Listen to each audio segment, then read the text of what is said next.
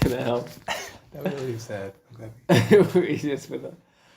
So as I was saying, well, here I'm Zohar. What's your name? I'm Dovid Yishai. Nice to have you on my podcast, David. You're welcome. I didn't say thank you, but so I haven't told you my idea yet, but there's a Hottest Take podcast, as I was saying before. And the Hottest Take podcast is, I'm stealing the idea, by the way. Oh, Daniel, Jacob, that's definitely going to cut our... You know what? I'm going to call back. About something? No, I don't think it's recording anymore. No, I think it is. Let me check.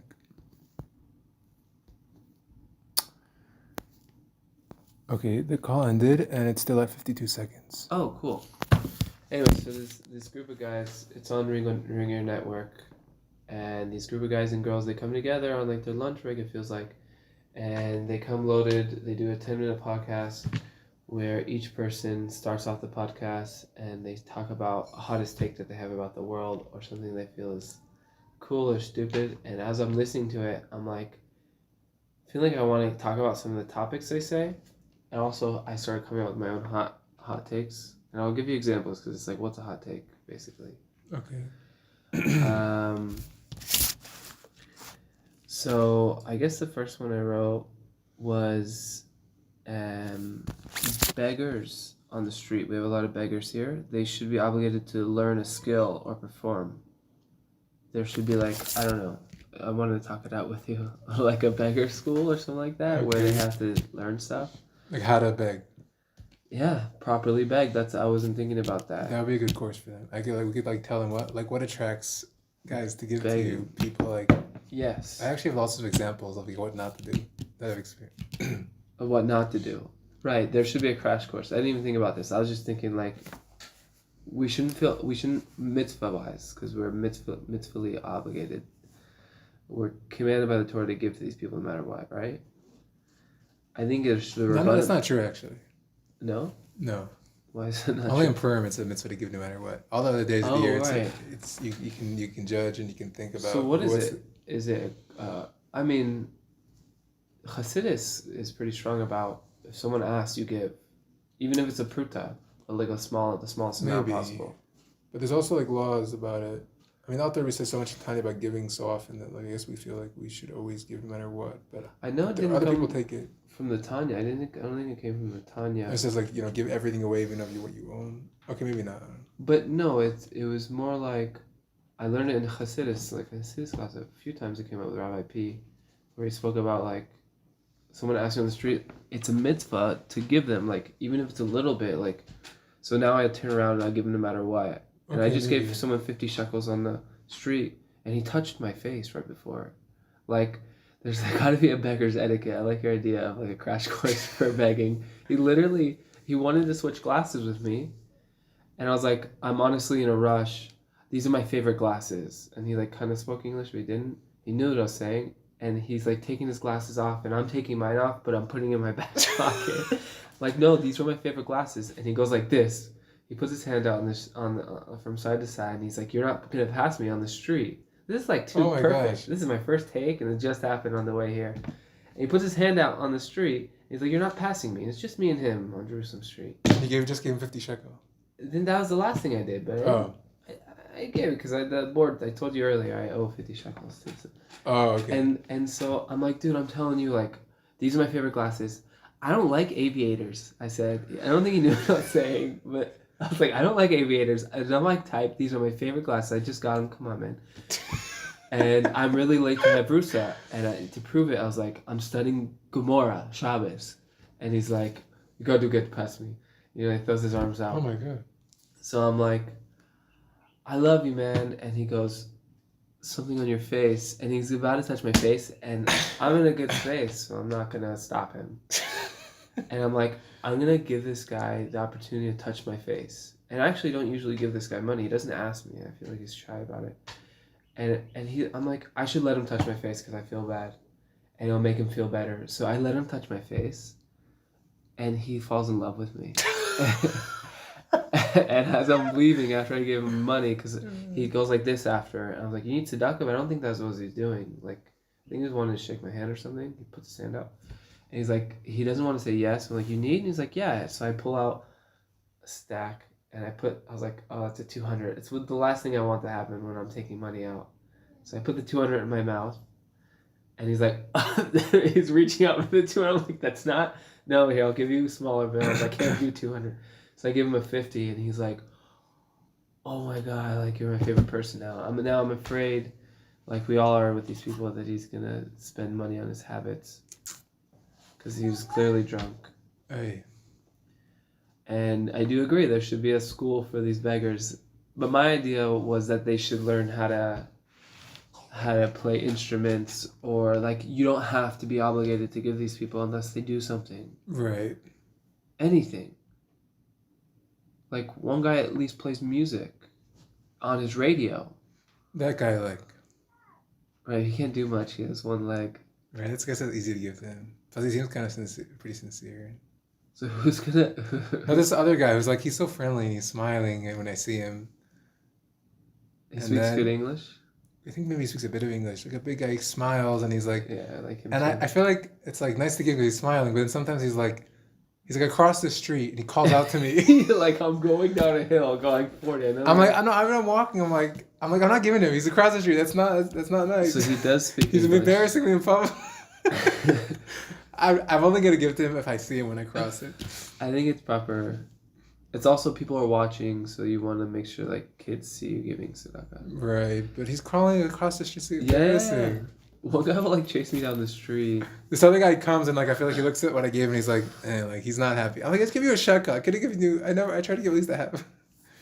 You know. So yeah, there's been people, like I told Naomi the other day, there was a person that I actually went to a rabbi and asked, like, what do I do? Like this person berates me when I give them money, and they stand outside this place and they kind of prey on people, and especially me, like I've told them, the person, that I don't speak English, lo yidei Ivrit, Hebrew, and they'll continue to talk to me in Hebrew, and after I give them tzedakah, they'll look at it and they'll start yelling at me.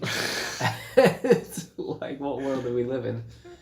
So then I started to give them more, like a shekel or two, and still negative response every time I give them. So then I asked a rabbi about it, and I got the same response I told you earlier, like they ask you give. And that doesn't mean you have to give a lot. And you did your mitzvah to walk away, but like then there is something about a negative experience not being cool. Like I don't want to give out of negativity, it says in the Tanya. Yeah. And so I see this. Some people just make it too hard. It's like, you know. Right. I would like to smile and give you, and you're happy and I'm happy, but you're walking away looking at it, and I'm like, I feel like, what am I smiling to? Right, I'm taking this. I want to see, this is the thing. You speak Hebrew really well. Okay. And if they spoke English, I would give them the business in a good way. Like I'm very like, I have dealt with homeless people my whole life. I hug them, I kiss them, I take them out to dinner, I give them rides, whatever. I don't do the last thing, the second last things. I don't kiss them, but I have a rapport with these people, but in Israel, I can't talk to them about what just happened. Like, I don't have time, I say to them. I'm literally, if you're here when I get back, meet me at 4 o'clock, but I can't. So with this lady, she just yells at me, and I tell her I don't know Hebrew, and she continues to yell at me. So I don't want to give her anymore, and I almost want to go out of my way to like I'll give her, I want to give her like I want to vindictive. I'm Scorpio. So one time, I haven't seen her in a long time, I see her in Canaan recently, and I couldn't believe it was her, because she was getting a scratcher. And to me, a scratcher is like one of the many things in this world you can waste your money on, and this is one of the worst. So I take a picture just to like, so I'm thinking in my head, I'm gonna take a picture of her buying the scratcher. You see her doing it, so that when she sees me again, or this person sees me again, I can show them this picture and be like, yo, this is not okay. You're spending your money on things that are worthless, and I'm not going to give you money if you're not. But then I start thinking about, wait, so if you're begging for money, you have to be a tzaddik.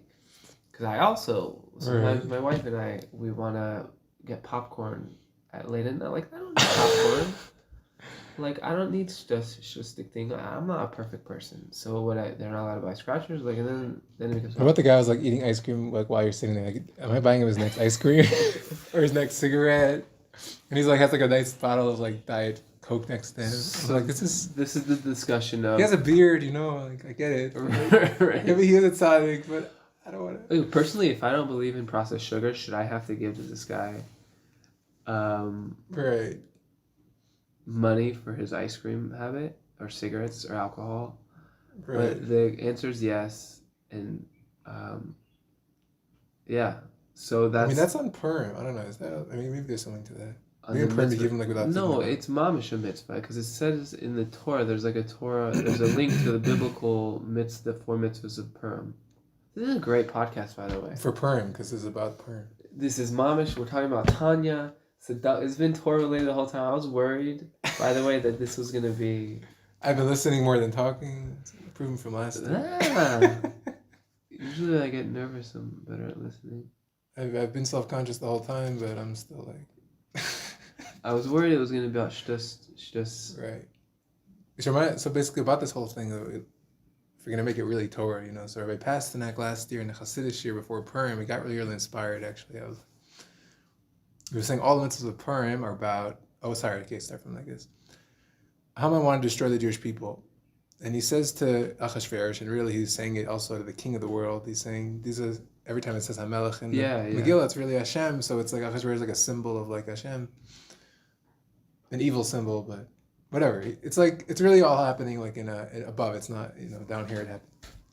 So he says to Achashverosh, there is a nation that's spread out there's a nation, Yishnei Am Echad Mefuzar Mefared Ben Amim. There's one nation that's spread out among your nations. So he's saying to Hashem, like, the Jewish people are not united. They're like all separate. They're like way out there. They don't have Ahavas Yisrael. They're not an Achdus. So all the mitzvahs of Purim are to counteract what Haman was saying. All the mitzvahs of Purim All the 4 mitzvahs are designed to show that, to make us, to have us be unified. Each of them promote unity. The Megillah, I'm not sure how the Megillah is, but each of the other ones you can see clearly. Mishlach Manos, we're giving to our friends, unity between friends, giving to the poor. The Suda is also like uniting together for the Suda. And the Megillah is... The reading of the Megillah. There's mamish. The most you got all gathered together, and you have to hear every word. Right. Yeah. So specifically, also like with Matanas Sovyanim. So that's why, because that's the main idea of Purim. That's why the law of Matanas Sovyanim is whoever stretches out your hand, you give to him. Because it's not regular tzedakah. Regular tzedakah, you could say like, what's the guy spending it on? You know, it's like, how does it work? Is he gonna spend the money on? It's like, what's he going to use with it? What's he going to do with it? But like on Purim, it's not about what he ends up doing with it. It's about you're connecting with him. When you give him that coin on Purim and he answers out and everyone just like giving, it's about the connection with the giving tzedakah in a normal time is about there's questions. Sustaining him. Right, exactly. Right. And on Purim, it's not about it's about the connection with him. Make that connection with him. He asks, you give it to him. You're that's the unity. That's the mitzvah. It's not about, it doesn't matter what he does with it. It's about you've connected with this poor man. You've made that connection. There's more unity. Everything's just about unity. And that's why. That's beautiful. Yeah, right? I didn't expect this much of a... This is the... Hashkacha, Hashem wants us to do this podcast because I was just thrown... That was the first hot take I had. I have many more. And there it is, right on Purim. Like just... So all you fans out there, you know what's coming next. The city, I'm just going to read without even thinking. The city would pay live bands to play on random streets. Oh, that would be nice. That happens on Klezmer. No, just like all the time. Like just pay these local bands, I guess. And by the way, I don't remember writing these down, so I don't know what I was thinking at the time. I like that you joined in. The Hot Take podcast I listened to before, it's one guy who's like talking and 3 people around him or a couple people. And they're pitching their idea and they stick to their hot take, but I don't like that. I'm like, conform, like talk this out. Like, how should the world actually be with it? It irritates me. I want to like yell out. Plus, they're not coming from a Jewish perspective. They're coming from a Goyish perspective. So some of their takes are like way off. And now that I'm a Jew, or now I know, and then okay, fine. Next hot take: wine is overrated. What? Half an hour of work should be the limit. Wine is overrated. Half an hour of work. I don't know what that means. Abolish.